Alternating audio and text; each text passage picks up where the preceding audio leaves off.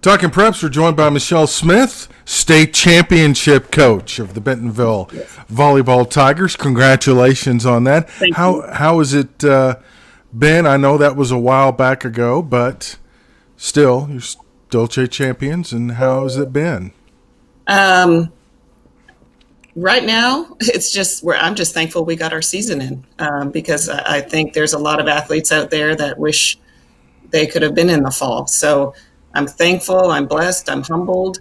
Um, you know, every year is a team brings something different, and honestly, this year was a little bit of a Cinderella year. We had some talent, but we had a lot of leadership and a lot of team chemistry, and it was just icing on the cake the way it ended. So it was pretty amazing.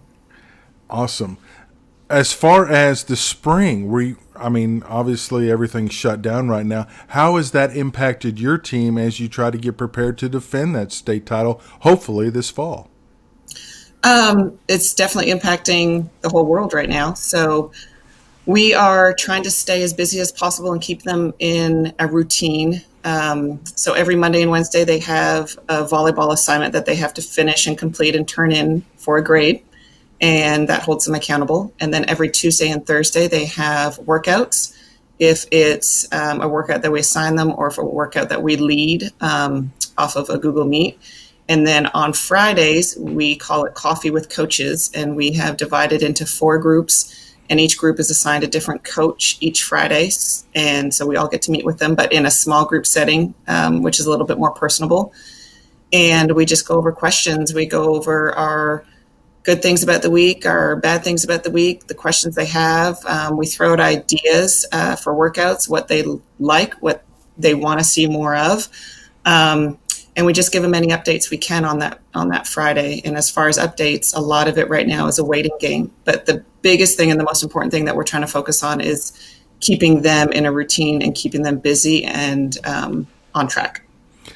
And keeping a routine for yourself, how tough is it not? It's great you're doing all that to stay involved, but not to be able to be on the floor instructing, because that's the one thing you can't do at this time. How tough is that?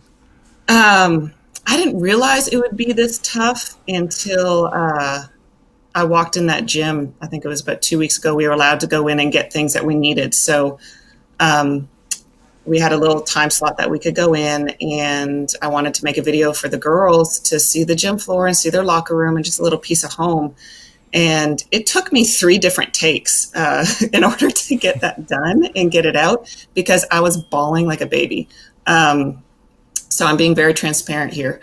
When you're in the thick of it and just working like crazy, I think all of us take stuff for granted. And this has taught us all a lesson, and it's teaching me patience.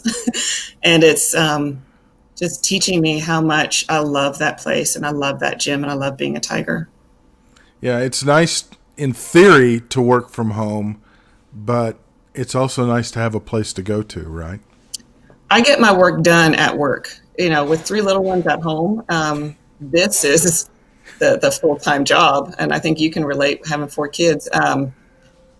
It is go, go, go, go, go, and keeping them on a schedule so they operate and function somewhat normal, some normalcy.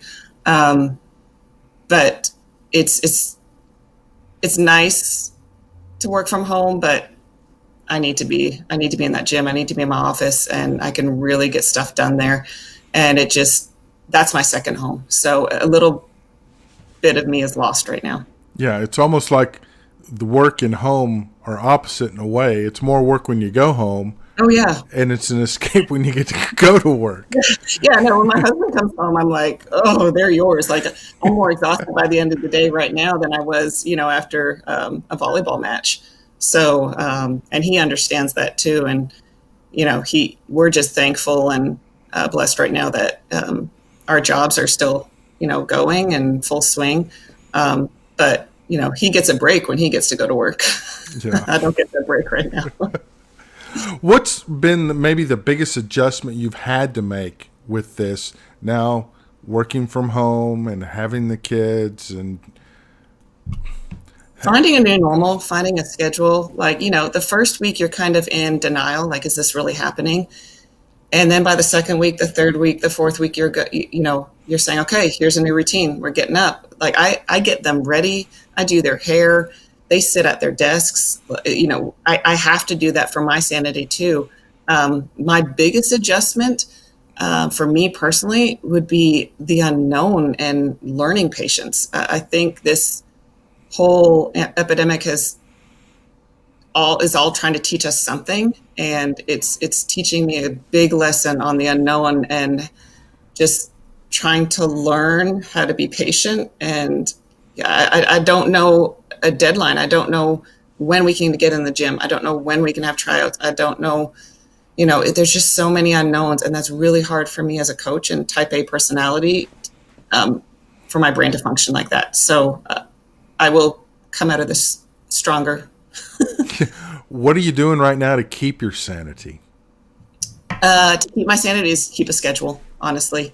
My classwork, getting the girls ready for the day, getting on those Google Meets, finding that routine, that has helped me stay sane.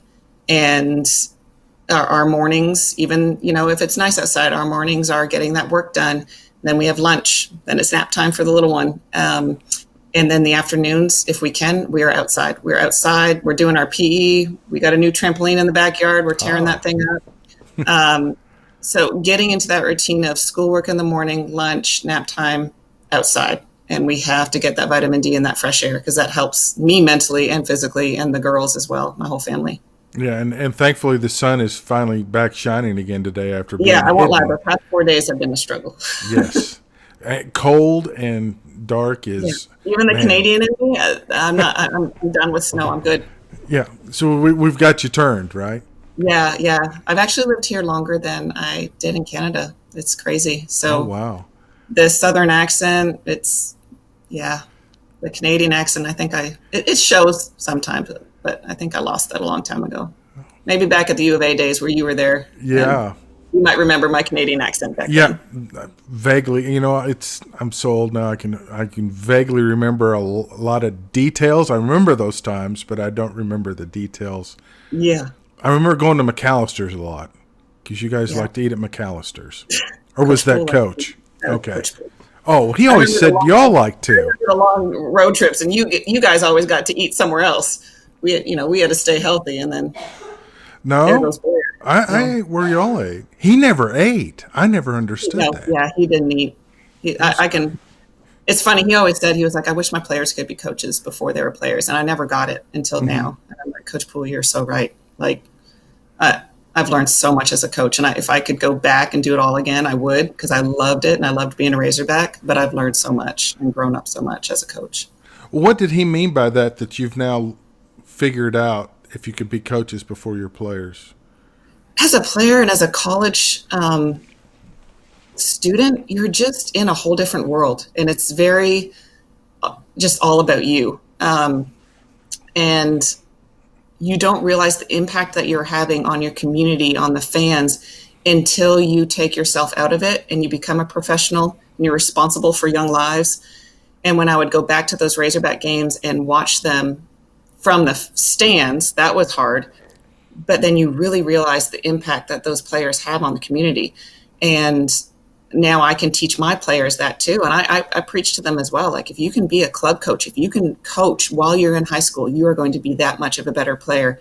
And even a lot of my seniors have done coaching for the club systems up here in Club Net, and they come back to me and they're like, Coach, I get it now. I'm so sorry. Or how do you handle this? Or what do you do when a parent does this? So it's really cool to see my players become coaches too. Interesting. Yeah. And it makes your job a little easier as a result, right? Because they understand. Yep. Nice. Well, would you have time to play a little quiz with us? Sure. All right, let's go. It's like a pop quiz. Oh, yes. There's no grades, though. What's more likely to be in your playlist, Johnny and June Cash or AC/DC? Johnny and June Cash. Good answer. More likely to watch tonight, Hulu or Netflix? What if I said I didn't have either? Really?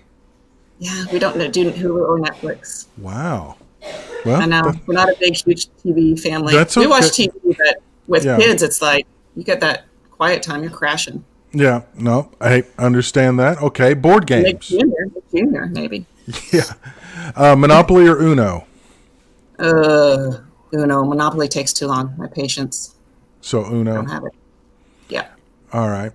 And best wrestler of all time, Hulk Hogan or Ric Flair? Hulk Hogan. Wow, that's 2 in a row we've had for Hogan. I'm surprised. The younger generation likes the Hulkster. That's okay. Yeah. Yeah. Well, thank you so much for spending some time. And I know Thank you for having me. you bet. I know nap time is very valuable. I remember those days. Yes. Man. I've got about an hour left. Peace and quiet. And then the tornado wakes up. I would imagine you're going to make the most of it too. I am. Yes. All right. Thanks so much, Michelle. Hopefully we'll talk to you again in a couple of weeks. Awesome. Sounds great.